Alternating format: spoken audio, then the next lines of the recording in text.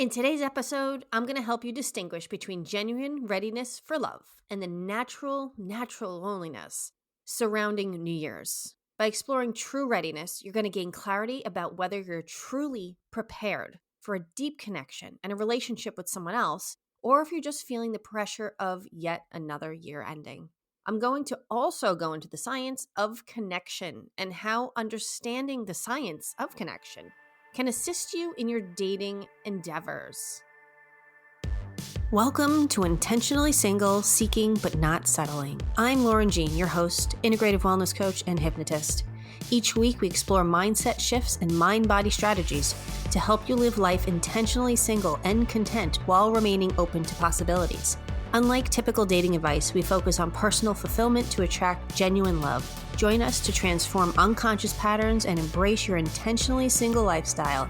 Stop feeling deflated by the dating world and start prioritizing the most important relationship, the one with yourself.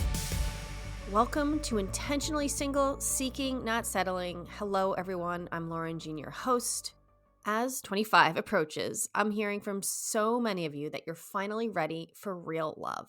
But today, we're going to explore what that actually means and how to distinguish between authentic love readiness and feeling that seasonal loneliness. Learn why finding authentic love requires understanding two crucial mind rules that affect your dating decisions as we approach 2025. All right, so let's get into it. Today, we're going to explore why the end of the year creates such intense pressure around relationships and how two powerful mind rules can explain this phenomenon. You know, I love the rules of the mind because it really helps me to understand myself. And I'm sharing that with you throughout these episodes. You're going to hear mind rules. You'll hear mind rule number 1, number 4, number 7. Don't worry about which number it is. Just pay attention to the rule of the mind. So first, we're going to explore this mind rule, closing open loops.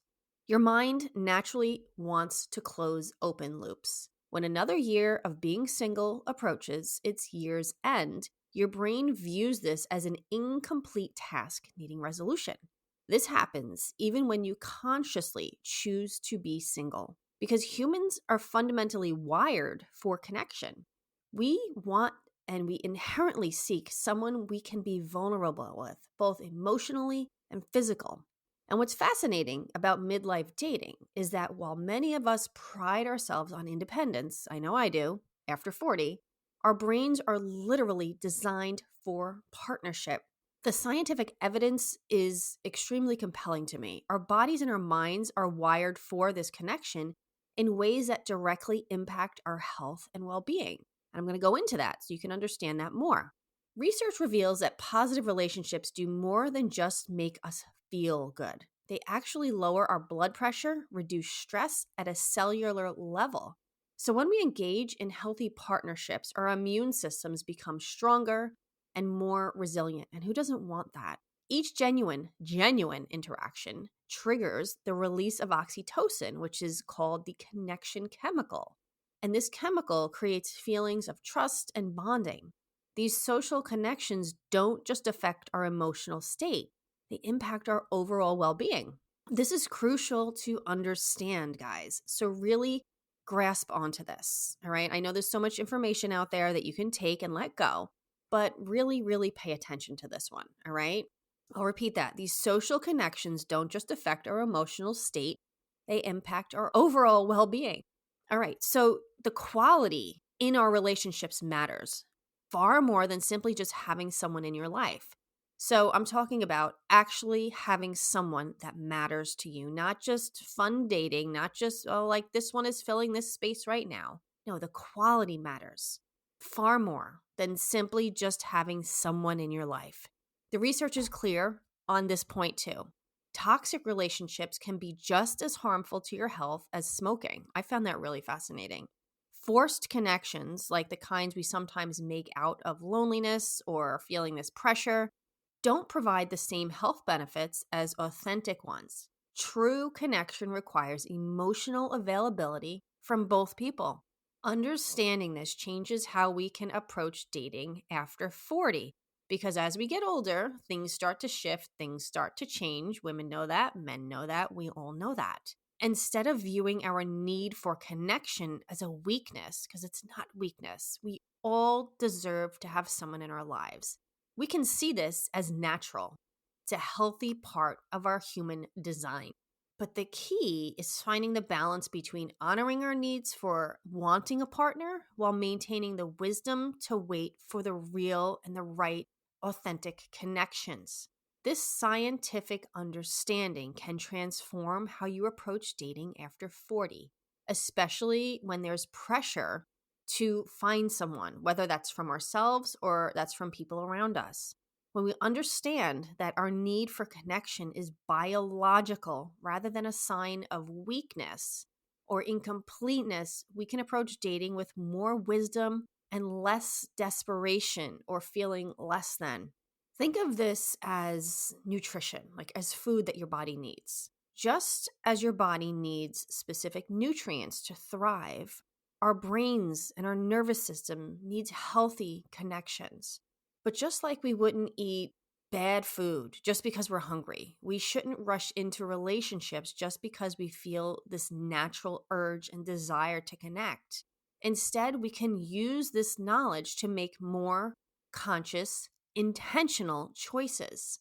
So let's go into what this can look like in practice when you're actually doing it. When you're feeling the pull towards connection, when you're feeling this loneliness and you feel like you want someone, recognize it as your brain's healthy desire to have someone and to bond, but then engage and bring in your wisdom, your mature wisdom, because we're over 40 here, guys, and use that wisdom to assess whether a potential relationship can give you the kind of genuine interaction that will truly benefit your well-being, and so that you can gain all those benefits that I mentioned above.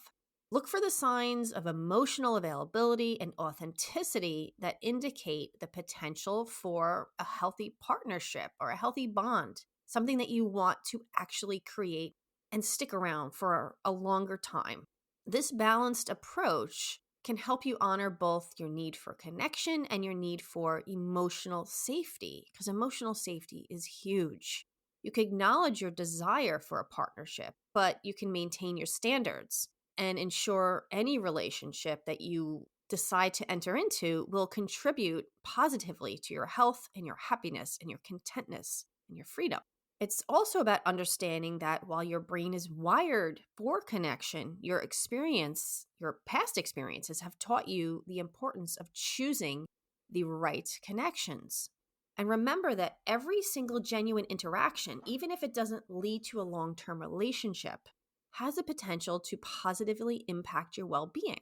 So like I said, every genuine interaction, but it doesn't need to be forever. This means that you can approach dating with curiosity, with openness, and knowing that authentic connections, whether they last for a conversation or for a lifetime, can contribute to your health. So when I'm saying this means also just when you're having a really good conversation with someone. Doesn't mean to need to lead to anything huge, but if you find someone that you connect with and you can have an authentic conversation with, this will also contribute to your overall health. This is the science of human connection. All right, so let's talk about creating healthy connections that can honor your biological needs and your emotional intelligence. This is where science can meet your experience, and it is very relevant for those of us dating after 40. First, understand that meaningful connections don't always start with this intense chemistry. I know that's what we want. That's what we know from the past. I know that's what I have looked for in the past, but I don't always find it, so I don't give that person a chance. While those initial sparks are exciting, they're not, like I said, always indicators of the kind of connection that will boost your well-being. So if you find someone that you have this intense chemistry, it doesn't mean that this one is good for you. It could just be a quick dopamine hit of meeting someone new. Instead, I challenge you to look for what can, let's say, describe it as a slow burn, like watching a candle, something really good that takes time. Signs that someone has the capacity for a genuine interaction and emotional availability with you and someone that you can reciprocate that with. Some of these signals or these signs might include something like the quality of their attention during conversations. Are they holding their phone? Are they paying attention to their phone? Or do they seem like they're kind of like off in a distance or distracted? So do they engage with your conversation? Your nervous system will pick up on these subtle cues of them being present or being absent. And this will affect how you feel or how safe you feel to actually open up to this person. This can tell you if this can be an authentic connection, if you want to continue this. Also, this is a really good one. Pay attention to how your body feels during and after these interactions. Notice if your nervous system feels settled, if it feels activated, feels calm, does it feel anxious? Your body will recognize a potential healthy connection before your conscious mind can catch up. So that's why I'm saying notice these signals within your body. And it's not about looking for butterflies. This is a different feeling. It's about a deeper sense of ease and safety when you're talking to someone else. Also, a big one is consider how they handle emotional conversations. Are they able to stay present when you share something vulnerable, or do they immediately try to fix or change the subject? Your brain needs both physical and emotional safety to form the kind of connection that is going to benefit your health and your relationships. And importantly, also, notice how you feel about yourself in their presence. Do you feel the need to perform? Do you feel the need that you need to try to be someone who you're not? Or can you just relax into who you naturally are? The healthiest connections will allow space for both people to be genuine while creating this environment where growth feels like it's natural and exciting and happy, rather than it needs to be forced and like you're trying to act like a circus monkey. No one wants that. That's not a good feeling, and that's not going to lead to anything good in your future. All right, so another mind rule to keep in your pocket for this episode is your mind will create evidence to support what you believe about relationships. So during holiday loneliness or dating burnout, your brain finds proof that you need a relationship, even when your conscious mind resists. I'll say that again. During holiday loneliness or any kind of loneliness, I'm just saying holiday because we're in the holiday season or at the end of it, or any kind of dating burnout or exhaustion, your brain is going to find proof that you need a relationship, even when your conscious mind will resist it or push it away. You're still going to find the reasons to notice couples everywhere. Somewhere in you, there is a belief that you do want a relationship, a connection, someone to talk to, someone to open up to and share your everything with. Guys, I fought this for the longest time. I kept telling myself, I don't need someone. I don't want someone. I don't need this. I kept pushing and pushing and pushing people away. And you know how I figured out that I finally wanted to actually have something and accepted it, that I was meant for a deep relationship? And you might laugh at this example, but that's okay. It's all right. I just want you to realize it's about accepting this belief. All right. I discovered that I wanted a relationship while watching Friends. Like, I really wanted a relationship while watching a rerun of Friends, of course. And I didn't see this episode for the first time, but this happens every time I watch this episode. So sometimes I'll use this episode as an emotional release. So this was the episode where Monica proposed to Chandler and then continued to cry when Chandler got down on one knee to propose to her. I cried. I started to bawl my eyes out like a baby. And I realized, like, oh my goodness, why would this be such an emotional thing for me? It's because I truly wanted a relationship. It's the reason why I was married twice. I wouldn't have been married twice if I didn't truly want something. I just had something in me that made me want to protect, keep myself far away. It's because of the things that have happened in my life. So my mind is still searching for things. It's still seeing relationships and couples everywhere and all of the things that my mind might have in the past told me to push away and just get rid of because it's not safe. So yes, my mind was creating the evidence and I was seeing it. I was seeing things everywhere all the time. But I know deep down inside that I do want a connection with someone. I do want to have that in my life.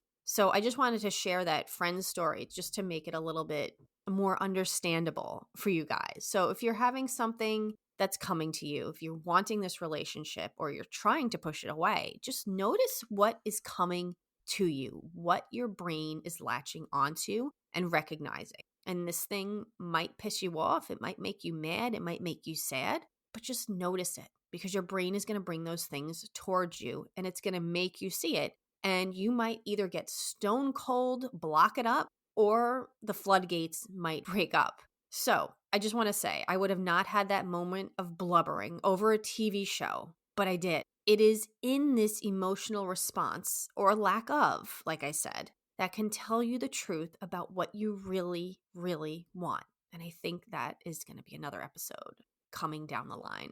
All right, so enough of that. Let's explore and go into these subtle signs of this holiday loneliness that many intentional singles don't recognize after 40. One of the first indicators is this internal withdrawal. You might notice a decreased interest in activities that once brought you joy, and maybe a disconnection from single friends who used to energize you and excite you and you were so happy to see. Many find themselves over focusing on work. I'm raising my hand here, using career success as a shield to avoid those deeper feelings, like the ones that I cried out while watching Friends. There can also be this unconscious tendency to compare current situations to past relationships, which creates a distorted view of the then versus now. There are also the unconscious protective patterns that develop. In midlife dating, we often build stronger emotional walls because so many things have happened to us, right? And I say that in quotes because things happen for us, not to us. We can also convince ourselves that it's wisdom rather than fear, right? So this can be like, oh, this has happened to me before, so I'm going to stay over here. That's fear. That's not wisdom. That's thinking that we know, but that is just fear. We might dismiss potential connections before they even have a chance to develop. Again, raising my hand. We can use past experiences or make these justifications just to stay quiet, just to be isolated so that we're quiet and we're safe and we know that we're happy that way, right? Happy, I put that in quotes. All right. Many maintain this impossibly high standard, and we can call it discernment, but it's actually protection against getting hurt again because no one wants to get hurt again. No one wants to feel this. That's another mind rule that we tend to go in a direction that's going to make us feel better rather than hurt us. I'm not going to go to that mind rule today. That was just a quick little slide in.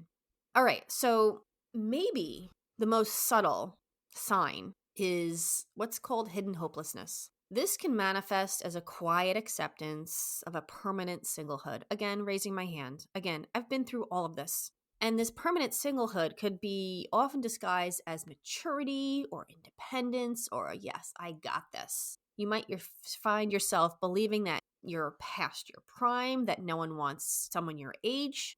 I had this when I was young. So this can happen at any age. It doesn't matter your age. I had this at 31 when I got divorced for the second time. I thought I was past my prime at 31 years old and that no one would want me because I was married twice by the time I was, or divorced twice before I was 31 and I had a child. I had this creeping belief that finding love after all of that isn't possible. And this is a lot of what we believe after 40.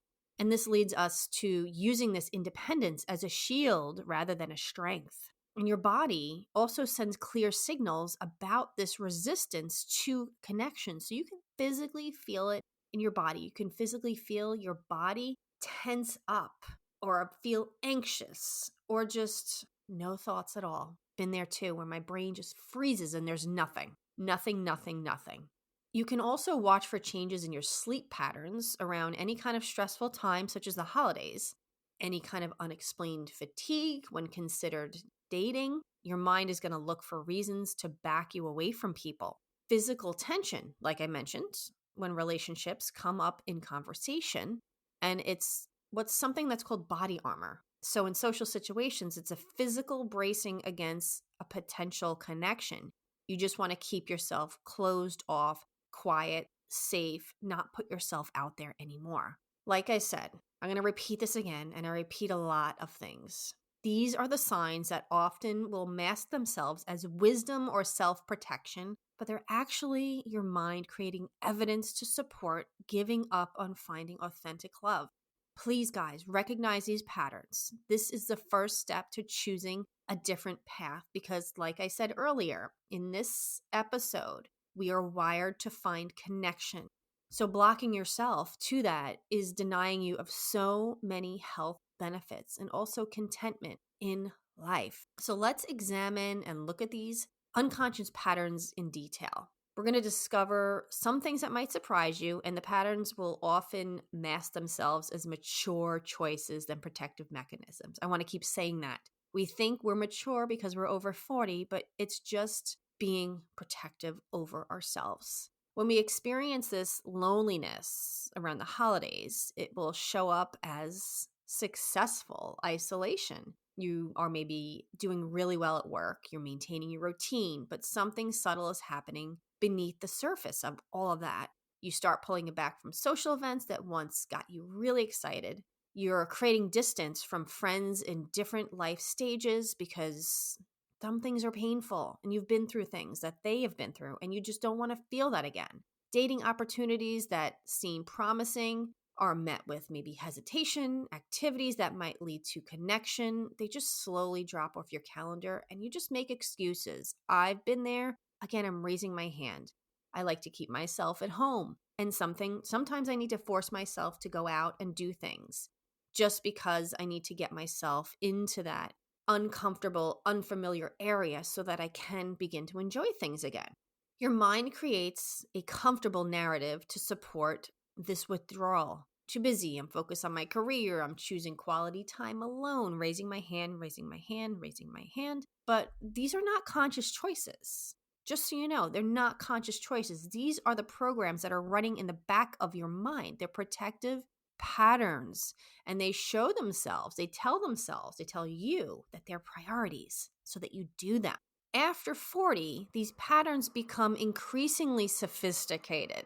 You're not obviously avoiding love, but your approach is much more nuanced. You set what you call realistic expectations, but they actually limit possibilities for connections. Your past wisdom, instead of informing you as healthy choices, becomes a barrier to new connections. You maintain your high standards so high that no one could possibly meet them. It's like trying to jump over a wall, like over this brick wall, but instead the brick wall just falls on you.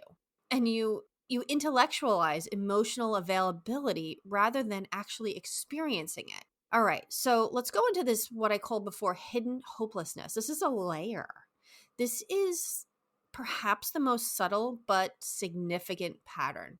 And it will show up as quiet acceptance, raising my hand, masked as maturity. Yep, been there, done that, still do it sometimes. Using your success as emotional, I say, maybe your professional success or your success in whatever you want to put here, as emotional compensation for feeling like you're romantically inadequate. And maybe your dating burnout gets interpreted as being too old for this, rather than a sign to try different approaches. Maybe your most telling, I want to say, sign is your self-sufficiency, which is usually admirable, but it transforms into emotional armor that keeps the authentic connection far, far, far away. All right, so I want to do a quick exercise with you. If you can, take a moment, find a quiet moment. If you're at work, if you can sit at your desk or find a quiet place. Or if you can't, that's fine. Just continue listening and come back to quiet when you have some time to. All right, so take a moment to settle into a space. Notice your breath. Allow yourself to become aware of how your body feels in this moment. As you continue breathing naturally, think about your most recent holiday season. In your body, notice what sensations arise. Maybe there's a tightness in your chest, heaviness in your shoulders, a knot in your stomach. When you think about social gatherings or families, question how you feel about your relationship status. Now gently notice the stories your mind creates. I'm too busy, focusing on my career, choosing to be alone. I'm happy, all by myself. I'm good, I got this. Feel how these stories live in your body. Where do you feel them? How do they protect you? And as you observe these patterns with curiosity, not judgment, you might become aware of deeper truths beneath the protection. Perhaps it's a longing for connection, desire for authentic love, a wish to be seen and understood. Notice how your body responds to these deeper truths and allow yourself to sit with whatever arises. Recognizing that these protective patterns served a purpose. They kept you safe when you needed safety. But now, you might find yourself ready for something different. Ready to create new patterns, to allow for new possibilities, while honoring the wisdom you've gained. Take a deep breath. And as you exhale, feel yourself creating space. Space for new awareness. Space for authentic connection. Space for possibilities beyond protection. When you're ready, gently return your attention to the room, carrying with you this new awareness of your patterns, the possibility of choice. Write down or note any insights that came to you during this mini meditation. And continue listening. Let's apply the mind rules to relationship readiness after 40, because understanding how your mind works can and will transform your dating experience when you do it intentionally. Mind rule number 1 focuses on the familiar versus unfamiliar patterns in dating. Your brain will naturally bring you towards what it knows, even if what it knows is not serving you. This explains why you might choose comfortable loneliness over unfamiliar intimacy, or why you continue with the known dating patterns rather than trying new approaches. Think about this. Even though you say you want partnership, you might keep choosing emotionally unavailable people simply because the dynamic feels familiar. Mind Rule 4 reveals how your brain constantly seeks to close open loops. This shows up prominently in dating, and it often pushes you into rushing into defining relationships or needing clear outcomes from every single date. You might notice yourself trying to determine the entire relationship by the second date. That's your brain's attempt to quickly close the loop of uncertainty. And another mind rule demonstrates how you might find evidence to support your existing beliefs about love. Whether you believe you're ready for love, questioning your dating market value, or if you're doubting your relationship potential, your brain is going to find the proof to support these beliefs. So true readiness shows up differently when you understand these mind rules. These will really, really help you. So I highly suggest that you go back and you listen to these episodes. Make sure you're taking in the material and make sure that you're looking at the show notes as well, because I'm showing in there show notes. I'm showing you what you're getting from these episodes. Instead of fighting uncertainty, you develop comfort with open loops. The ability to date without needing immediate closure, finding peace with uncertainty. and allowing your relationships to unfold naturally. You start creating these new familiar patterns, which is what your mind loves. You're building healthy dating habits and you're establishing strong boundaries while developing new relationship skills. And your growth becomes clear when your evolved responses during dating. You recognize healthy choices and your ability to celebrate personal development without needing any kind of validation from anyone or anything on the outside. This is what true relationship readiness looks like when you understand and work with your mind's natural tendencies, which is the rules I'm sharing here. I went through a lot today. All right, so let's summarize what we've discovered about holiday loneliness versus true relationship readiness as we approach 2025 through understanding mind rules 4 and 5, which is what I spoke about predominantly here in this episode today. We've learned how our brain seeks to close a single loop and creates evidence to support our beliefs about readiness for love. We explored the subtle signs of holiday loneliness, the sophisticated self-protection that can mask themselves as wisdom after 40, because we've been through so much. And I understand. From successful isolation to maintaining impossibly high standards, these patterns often feel like mature choices rather than protective barriers. But let's face it, guys, we're still all kids down deep inside. Things have happened to us, but we want to use this mature choice rather than looking for something that's protective, but we're doing the complete opposite. Here's what's powerful about being intentionally single.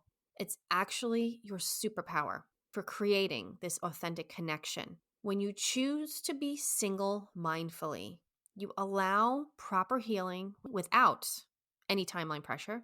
You can also develop a genuine self-love beyond your independence.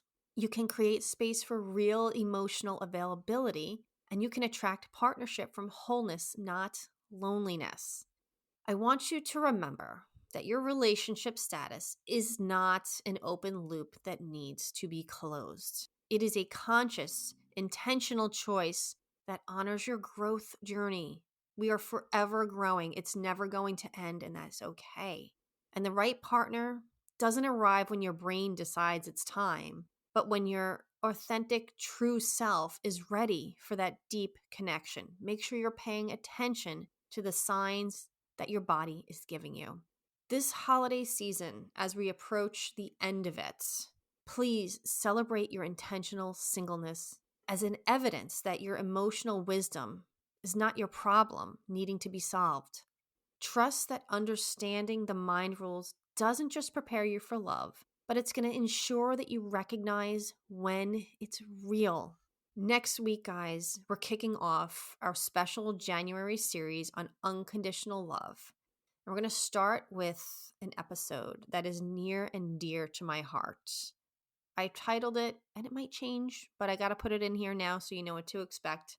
The brutal truth about love I learned after 3 decades of getting it wrong. I'm going to share 3 big misconceptions that kept me stuck in unhealthy patterns and reveal what real love actually looks like. Trust me, it's not what you think.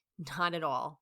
January is going to be a month of understanding unconditional love, and there's a powerful reason for this timing. By exploring and embracing these truths about love in January, unconditional love, you're going to be able to approach February, which is Valentine's Day, love month, from a place of genuine contentment rather than feeling loneliness or bitter or bringing you back into your not enough story. It's going to be a time where your single status becomes a symbol of self-awareness rather than feeling lack. So join me next week as we begin this transformative journey into understanding real love.